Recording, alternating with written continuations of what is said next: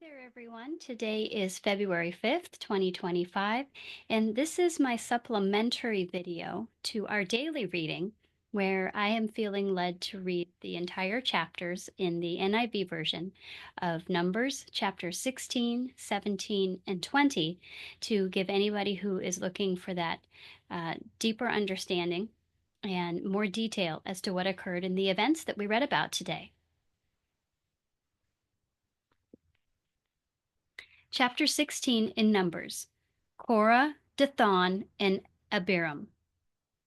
Korah, son of Izhar, the son of Kohath, the son of Levi, and certain Reubenites, Dathan and Abiram, sons of Eliab, and On, son of Peleth, became insolent and rose up against Moses. With them were 250 Israelite men, well-known community leaders who had been appointed members of the council. They came as a group to oppose Moses and Aaron and said to them, "You have gone too far. The whole community is holy, every one of them, and the Lord is with them. Why then do you set yourselves above the Lord's assembly?" When Moses heard this, he fell face down. Then he said to Korah and all his followers, "In the morning, the Lord will show who belongs to him and who is holy, and he will have that person come near him. The man he chooses, he will cause to come near him. You, Korah, and all your followers are to do this. Take censers, and tomorrow morning put burning coals and incense in them before the Lord. The man the Lord chooses will be the one who is holy. You Levites have gone too far." I just want to remind us that the Levites are the ones who were set apart to help Aaron's family with the setting up and the taking down of the ark. Aaron's family is the priesthood, and the Levites are the ones who are to serve in the tabernacle. Moses also said to Korah, "Now listen, you Levites. Isn't it enough for you that the God of Israel has separated you from the rest of the Israelite community and brought you near himself to do the work at the Lord's tabernacle and to stand before the community and minister to them? He has brought you and all your fellow Levites near himself. But now you're trying to get the priesthood too. It is against the Lord that you and all your followers have banded together. Who is Aaron that you should grumble against him?" Then Moses summoned Dathan and Abiram, the sons of Eliab. But they said, "We will not come. Isn't it enough that you have brought us out of a land flowing with milk and honey to kill us in the wilderness? And now you also want to lord it over us? Moreover, you haven't brought us into a land flowing with milk and honey, or given us an inheritance of fields and vineyards. Do you want to treat these men like slaves? No, we will not come." Boy, how quickly they forget. You're saying that Moses is the one responsible for them not going into the land of milk and honey. How quickly they forget. Then Moses became very angry and said to the Lord, "Do not accept their offering. I have not taken so much as a donkey from them, nor have I wronged any of them." Moses said to Korah, "You and all your followers are to appear before the Lord tomorrow, you and they and Aaron. Each man is to take his censer and put incense in it, 250 censers in all, and present it before the Lord. You and Aaron are to present your censers also." So each of them took his censer, put burning coals and incense in it, and stood with Moses and Aaron at the entrance to the tent of the meeting. When Korah had gathered all his followers in opposition to them at the entrance to the tent of meeting, the glory of the Lord appeared to the entire assembly.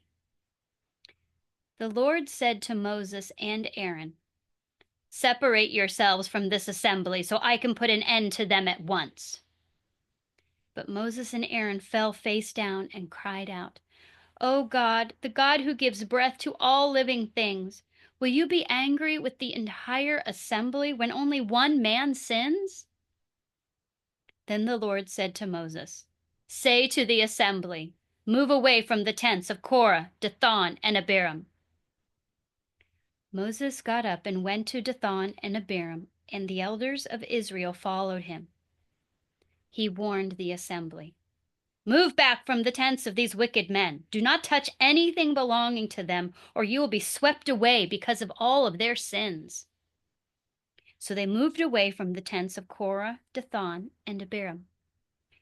Dathan and Abiram had come out and were standing with their wives, children, and little ones at the entrances to their tents. Then Moses said, "This is how you will know that the Lord has sent me to do all these things and that it was not my idea. If these men die a natural death and suffer the fate of all mankind, then the Lord has not sent me. But if the Lord brings about something totally new, and the earth opens its mouth and swallows them with everything that belongs to them, and they go down alive into the realm of the dead, then you will know that these men have treated the Lord with contempt." As soon as he finished saying all this, the ground under them split apart, and the earth opened its mouth and swallowed them and their households, and all those associated with Korah, together with their possessions. They went down alive into the realm of the dead with everything they owned. The earth closed over them, and they perished and were gone from the community. At their cries, all of the Israelites around them fled, shouting, "The earth is going to swallow us too!" And fire came out from the Lord and consumed the 250 men who were offering the incense.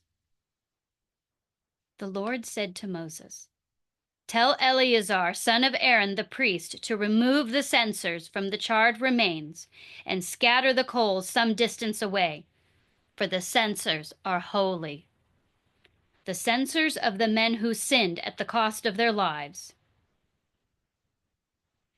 Hammer the censers into sheets to overlay the altar, for they were presented before the Lord and have become holy. Let them be a sign to the Israelites." So Eleazar the priest collected the bronze censers brought by those who had been burned to death, and he had them hammered out to overlay the altar, as the Lord directed him through Moses. This was to remind the Israelites that no one except a descendant of Aaron should come to burn incense before the Lord, or he would become like Korah and his followers. So we read a moment ago that these were Levites, and they had already been given the task of coming near to the Lord and serving to help the family of Aaron. But they are not the priesthood, so they had no authority to bring these censers to the altar before the Lord. This was a task that was designated for the priesthood, the sons of Aaron, and Aaron himself. And God was making that perfectly clear, that it didn't matter who wanted to step up. It was not their place. The next day, the whole Israelite community grumbled against Moses and Aaron. "You have killed the Lord's people," they said. But when the assembly gathered in opposition to Moses and Aaron and turned towards the tent of meeting, suddenly the cloud covered it, and the glory of the Lord appeared. Then Moses and Aaron went to the front of the tent of meeting, and the Lord said to Moses, "Get away from this assembly so I can put an end to them at once." And they fell face down. Then Moses said to Aaron, "Take your censer and put incense in it, along with the burning coals from the altar, and hurry to the assembly to make atonement for them. Wrath has come out for the Lord. The plague has started." So Aaron did as Moses said and ran into the midst of the assembly. The plague had already started among the people, but Aaron offered the incense and made atonement for them. He stood between the living and the dead, and the plague stopped. But 14,700 people died from the plague, in addition to those who had died because of Korah. Then Aaron returned to Moses at the entrance to the tent of meeting, for the plague had stopped. I really love how how God came to Moses and Aaron's rescue. Those people were still rising up against God and taking it out on Moses. And Moses was innocent. And God came to his and Aaron's rescue. And I just thought that was so amazing that our loving God would come to their rescue, knowing that they had not instigated this rebellion.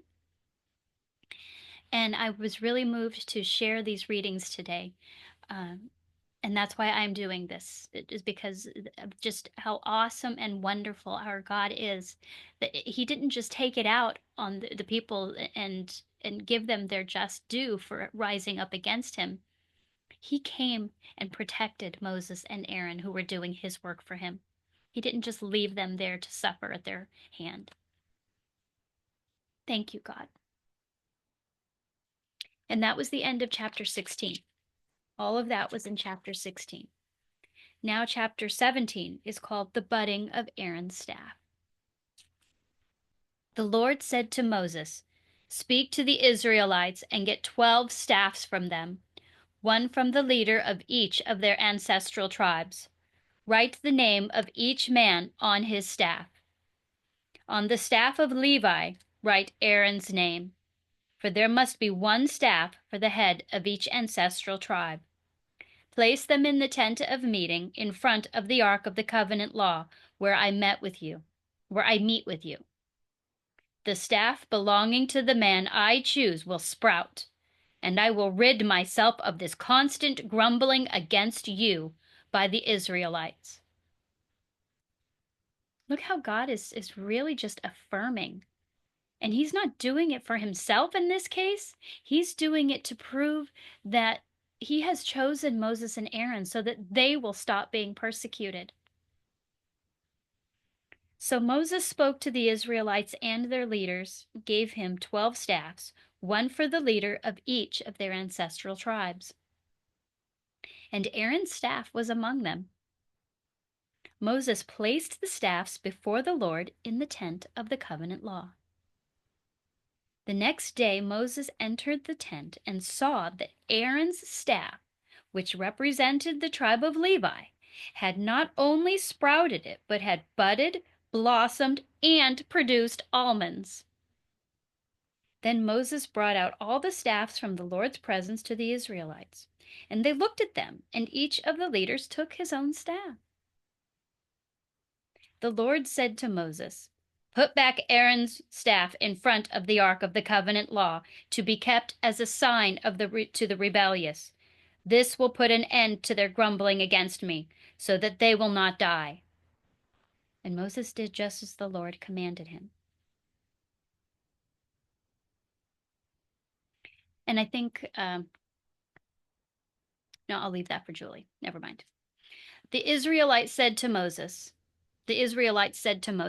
"We will die. We are lost. We are all lost. Anyone who even comes near the tabernacle of the Lord will die. Are we all going to die?" And then we did not cover chapter 18 in our reading today, so I will be skipping that.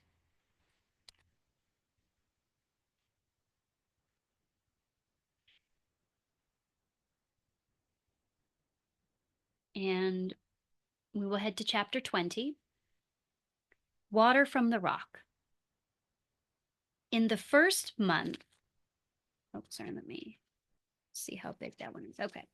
In the first month, the whole Israelite community arrived at the desert of Zin, and they stayed at Kadesh. There Miriam died and was buried. Now there was no water for the community, and the people gathered in opposition to Moses and Aaron. They quarreled with Moses and said, "If only we had died when our brothers fell before the Lord. Why did you bring the Lord's community into this wilderness that we and our livestock should die here? Why did you bring us up out of Egypt to this terrible place? It has no grain or figs, grapevines, or pomegranates, and there is no water to drink."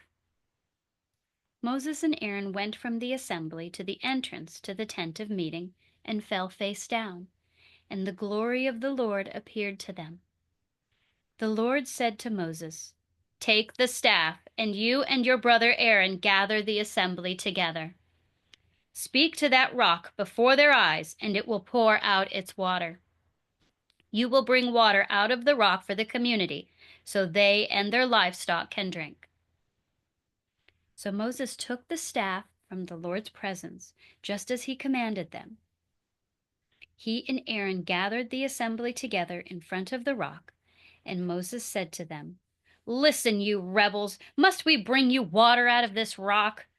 Then Moses raised his arm and struck the rock twice with his staff. Water gushed out, and the community and their livestock drank. But the Lord said to Moses and Aaron, because you did not trust in me enough to honor me as holy in the sight of the Israelites, you will not bring this community into the land I give them."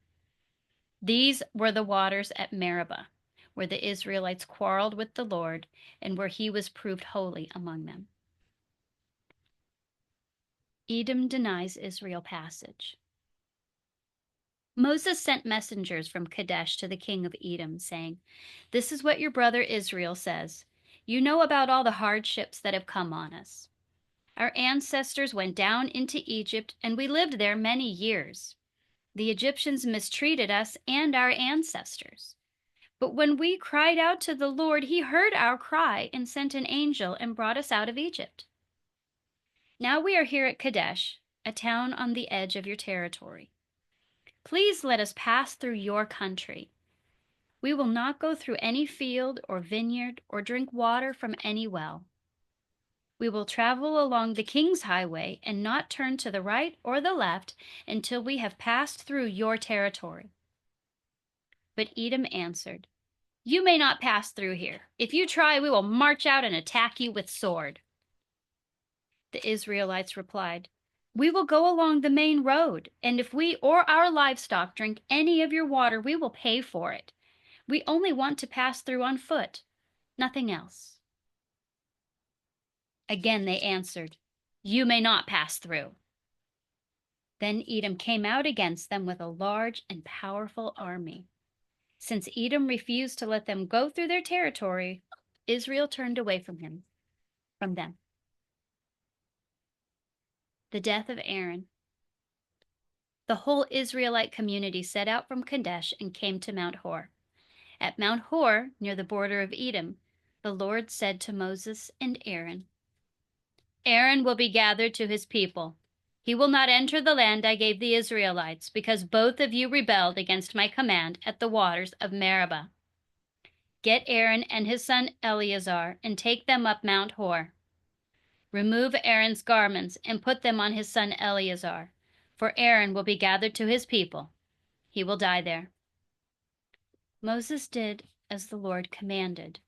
They went up Mount Hor in the sight of the whole community. Moses removed Aaron's garments and put them on his son Eleazar. And Aaron died there on top of the mountain. Then Moses and Eleazar came down from the mountain. And then the whole community learned that Aaron had died. And when the whole community learned that Aaron had died, all the Israelites mourned for him for 30 days. And that is the end of the story for chapter 20. It wasn't as significant in chapter 20, but it was part of our day reading. And so I went ahead and included that, but I really could have just done 16 and 17.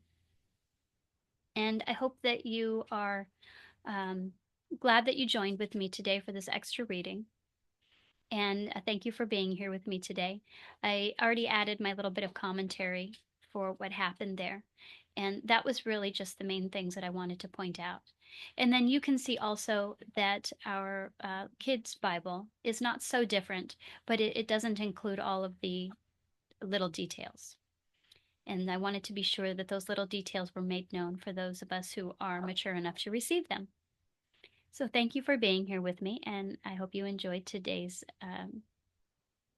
additional session for those who are listening via podcast. Have a great rest of your day.